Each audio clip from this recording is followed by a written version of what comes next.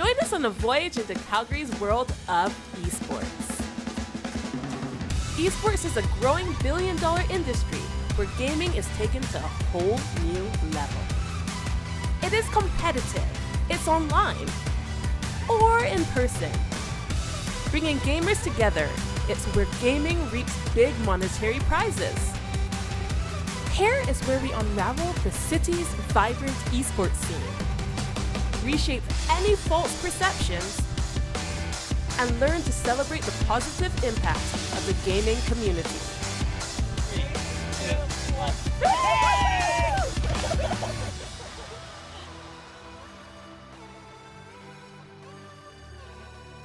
Let's make it a total eClips.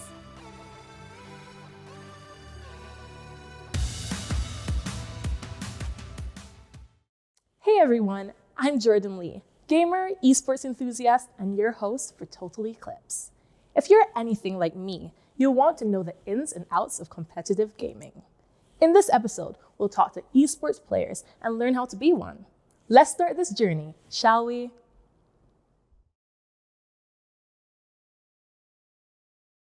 Hello, I am Paulo Aguila. I go by the tag Sesquip. At UFC, I played a lot of Valorant for maybe 3 years. I built the system up and kind of just getting everyone in, from students to like teachers, just involved in the Valorant community.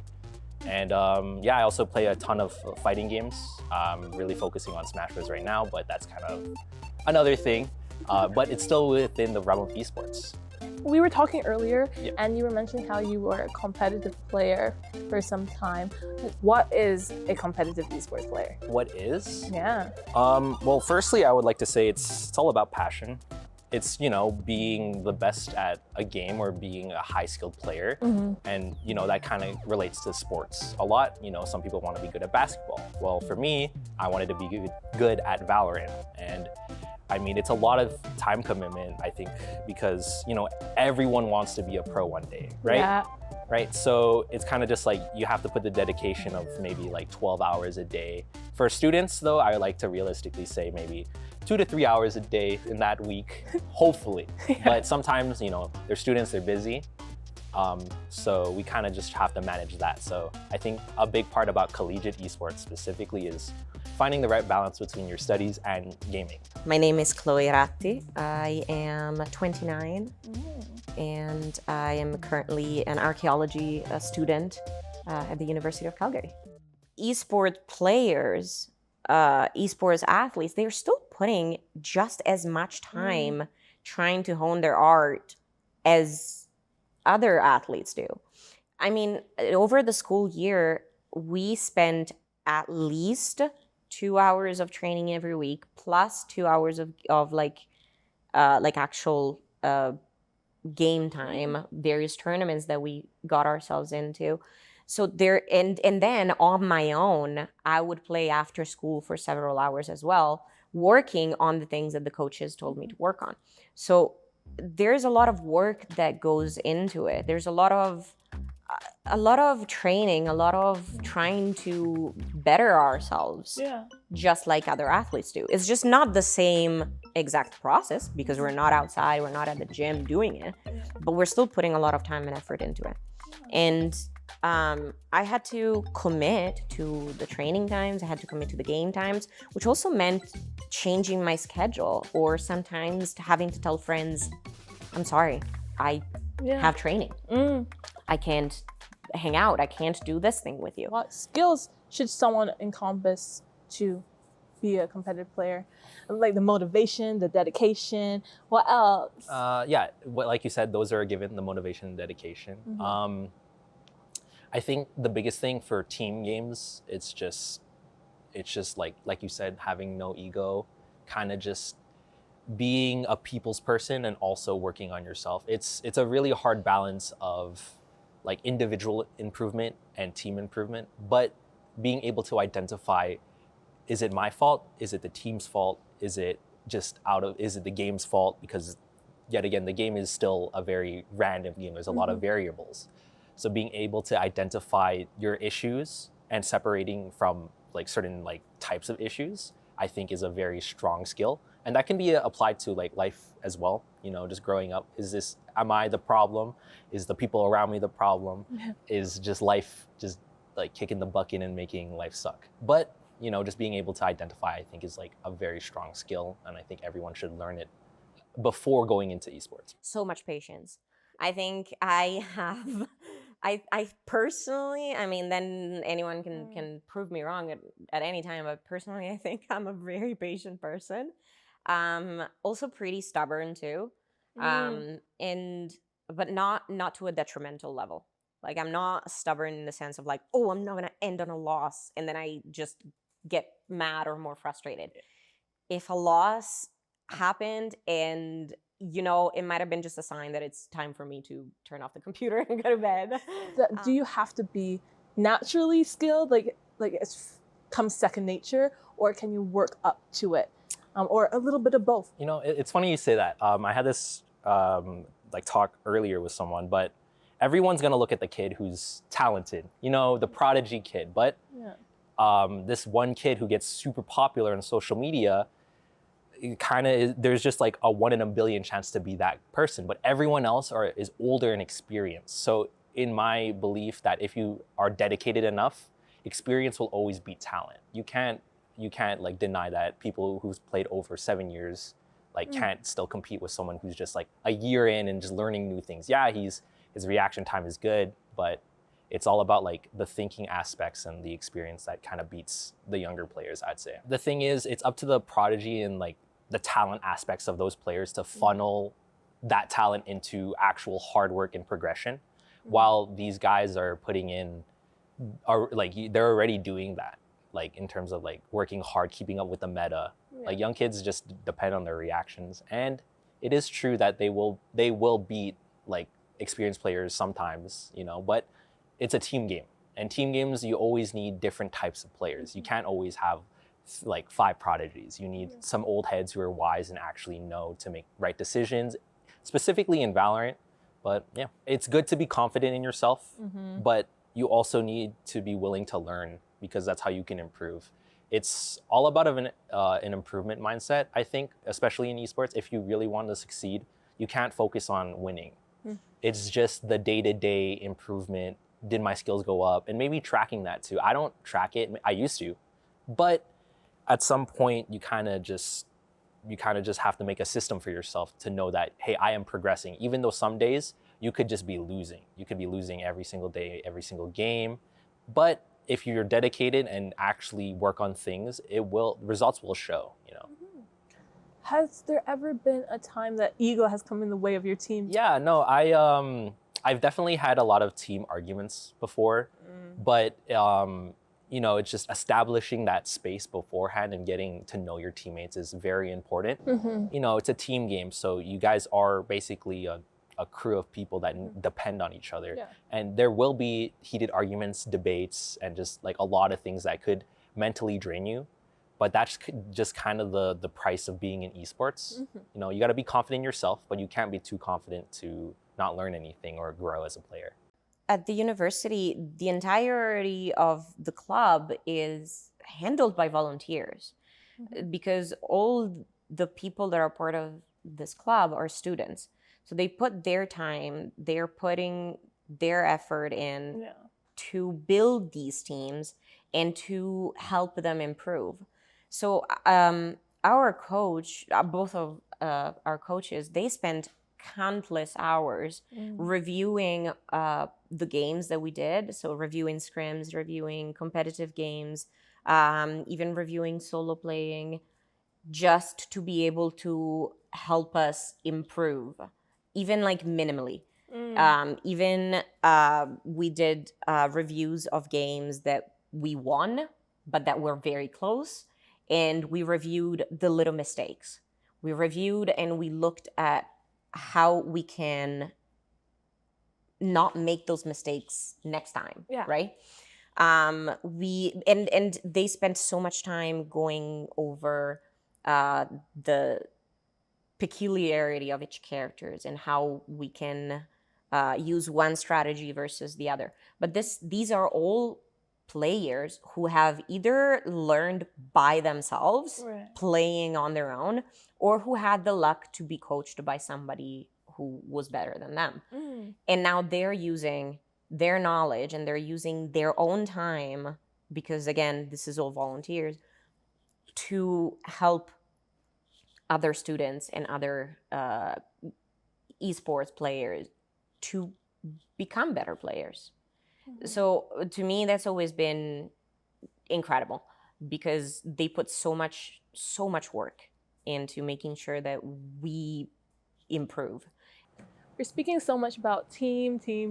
Right. And how is it being in a team, and you adapt to the team dynamic? Well, as as a coach and a player, I think it's very good to build the team dynamic quickly. So when I was coaching, I used to try to get all the teammates out to just some like bar night or just like a bowling night, just to build that social aspect that, hey, we are all people, and yeah, you can treat us like teammates, but at the end of the day, we just all like to play this game competitively, and we should share that and grow each other and not kind of limit each other. I think that's like kind of how I would approach it in terms of like team stuff. What made you decide to become a competitive player? Well, just wanting to be the best at any game, playing with like my siblings, it's just like, oh, I want to be the best. And then it grows to other people. And when you start going into competition, that's when you'll meet players that like are better than you. And that kind of just motivated me. Like, I want to be better than these players. Yeah. I want to just like, my mindset shifted from like, I want to be a better player to I want to play good Valorant, or just any game specifically. I want to play at a highly skilled like level, and that's where I find the most enjoyment. That's it. Regarding your identity as a competitive player, have you found that this has affected your experiences in esports? A little bit.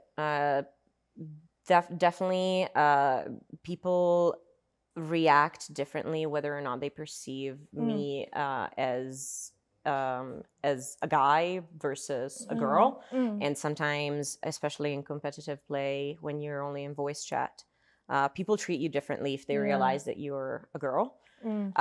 So I've gotten very used to changing my voice, for example, when I'm playing, depending who I'm playing with. So joining the voice chat, my voice just drop lower, and I just keep the voice with communication here. But if I'm playing with friends or if I'm playing with other girls, at that point I'm like a lot more bubbly. I try to keep it up, because the moment guys especially realize that there's a girl on the team, or someone who was socialized as a girl, they're immediately like, they can't play. They're not going to be as good as, we're not going to listen to their call outs and stuff like that. I avoid just turning on voice chat overall. And sometimes, I've had situations where I was trying to convey something and the language escaped me, or in certain situations, like I didn't really know how to express what I wanted to say. And afterwards, after the game was over, I was like, if I'd managed to say what I wanted to say, and if I managed to guide the team the way that I wanted to do it in my head, you could have won, or we could have won, or it could have made a difference. But it's kind of, once it's done, it's done. So I had to learn to be okay with that. But definitely that's something that I still struggle with sometimes, of even just being afraid to speak up. Again, I was socialized as a woman, and in esports, just as much as the rest of the world and the rest of life in general, it's so hard because they socialize a lot less now, but there's the tendency of socializing women to keep their voice down and to let the man speak, let the man make the decisions. We got to trust the man in the situation type thing. So even though I know that that is not the case, even though I know that I have teammates that will listen if I make a suggestion, it's still so very ingrained in me, for just having been socialized as a woman, that maybe I should like keep quiet and let the guys handle it. So that's been a lot that I had to overcome. Learn and adapt to. And But I've had amazing experiences with the team at the university because we ran drills during training specifically to encourage us to talk more. So we ran drills in terms of playing a game where one person only does the call outs and makes the game plan. So that everyone gets a turn, takes a turn speaking, and everyone has the opportunity to put their ideas forth, and everyone else needs to also learn how to listen. So we ran a few drills like that, and it's been terrifying, but pretty important as well. Yeah, I didn't know they did all of that. So that's very interesting to hear about. Yeah, it's pretty good. Are there any stereotypes you've noticed in the esports industry? For sure, like as I mentioned, when guys realize that they were playing with someone who is not a guy, they have the tendency of being like, we don't like they I don't know if they do it on purpose. Some maybe, some may not. But there's definitely a lack of trust towards female and non-binary players. And this trust then goes on to how the game is played, because especially in Overwatch, there has to be communication, there has to be a team synergy, there has to be cooperation. And even if one team member is not on board with being cooperative and listening to what another person is saying, then it can get really, really difficult to play the game, or to play the game successfully. So from one understanding, because of course I've experienced some of the level of that as a woman, of not being respected or or seen as qualified. Yeah. There's this misconception that women don't know how to play games, yet some of the best players I have met ever since I started playing games, not necessarily even competitive, but some of the best players I've met are women or non-binary folks. And it just doesn't make any sense to have this idea, this preconception that women can't play video games. Like, why not? Why? Like, give me the scientific reason why. You know what I mean? Yeah. We're all in front of the computers with 2 hands, 10 fingers, and whatnot. So, speaking about negative interactions of like people who are just rude, knowing they know that you identify as this way, or that don't say that, and they say it anyways. Yeah. How do you during those moments maintain your motivation and confidence? I just tell myself that that single person is not representative of the entire community. Because I've had incredible experiences, especially in Overwatch voice chat. I had some of the best interactions with strangers that I've ever had. Some really beautiful moments, some really funny moments too. And it just makes each game unique. Yeah. So if those bad situations, let's say, happen, I just tell myself, okay, this is one game, this is one person. It shouldn't be, this one person should not have that much power to ruin the game for me. Yeah. Because if I let them ruin the game for me, then they win. Then their anger, their hatred, their ignorance, all of that wins if I let them anger me. So I'm just gonna, you do you, you stay ignorant, you don't wanna listen, great. I'll keep enjoying my game, you keep being angry. Oh yeah. So and that comes again from, I guess, many years working in professional settings, going traveling a little bit around the world. And it just kind of got me conditioned to this type of situations, I guess. Sometimes people just I won't game anymore because I face this person, even though it's not the testament of the entire community of esports or gaming in general. And it just, makes your heart feel broken, and you're just like, maybe I shouldn't do this. But then what you're saying is it's just one person or a few people. Yeah. Don't let them ruin your potential. And you're like, what you could do and how big you can get and how good you can get. And that's the thing. It's kind of like I try to, while playing the game, because at the end of the day, this is a game and I don't want it to affect my life negatively. Yeah. If it affects my life positively, absolutely. I mean, why wouldn't I let it? But I don't want it to affect my life negatively, because at the end of the day, it is a sport. It is an esports. It is a game. So if there is someone out there who's really trying to make me hate the game and really trying to ruin my day, then I don't want to let them. And I try to be the bigger person. So, and sometimes there's very, very ignorant comments that are made. And so I either try to outsmart them or I simply ignore them, because it's always the same things with bullies. Because at the end of the day, that's all that it boils down to. If you ignore them, if you don't give them a voice, then eventually they don't get that power. Are there any ways that you have stayed connected to other players like yourself or minority communities? Yeah. Overwatch, for example, has a tournament called Calling All Heroes. Oh. This is a tournament that is specifically for people who identify as female, non-binary, trans folks, basically anyone who isn't a cis man.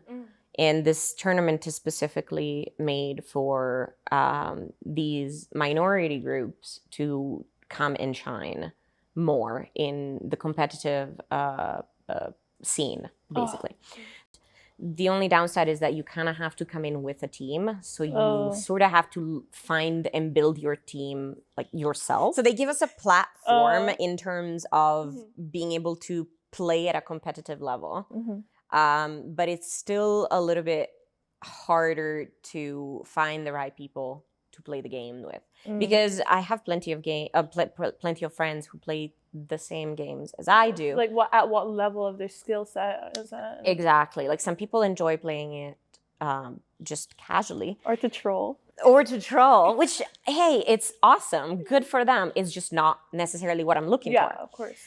So it can get complicated to find the right team, especially because as any other team, you need to have a good synergy with enough patience and with enough willingness to learn and to give the others the chance to learn. You can find a really good team. But for sure, for the great majority, my team members they're dudes, right? So it's not necessarily as easy to find non-binary or women competitive players. You kind of have to go look for them. If you go digging, then you find different groups, different clubs. It's unfortunate you gotta go digging. You gotta go digging, yeah. You kind of have to put in the legwork. Whereas if you're a guy, if you're a man, you kind of just have to show up. Because all events are tailored for you. If you're a dude, you show up and you're gonna find something, type thing. If you're not, you kind of have to go look for the right space for you. Yeah. And the right space is there, but it's just not as easily accessible. If you find people that, even if they're not at the same skill level as you are, but are willing to learn and listen, which, by the way, is also the case with myself and my teammates. I am lower rank than they are, but I've learned so much from them, just even by acknowledging that they are better than me. That gave me so much room for improvement. Too. It's very humbling, so humbling, but it gave me so much room for improvement. And that's kind of how it ends up being with friends as well. Can you give us any advice for those wanting to be competitive players? I would say focus on your life and not just esports.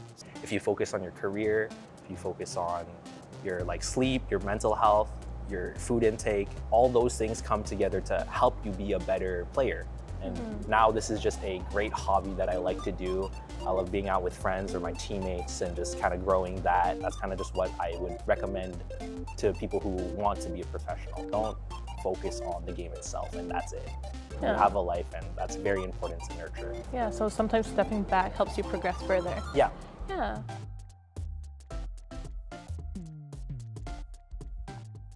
We would like to thank our guests for sharing valuable information to help us learn more about the world of esports. And there you have it, the Game Changers. 2 esports players from Calgary.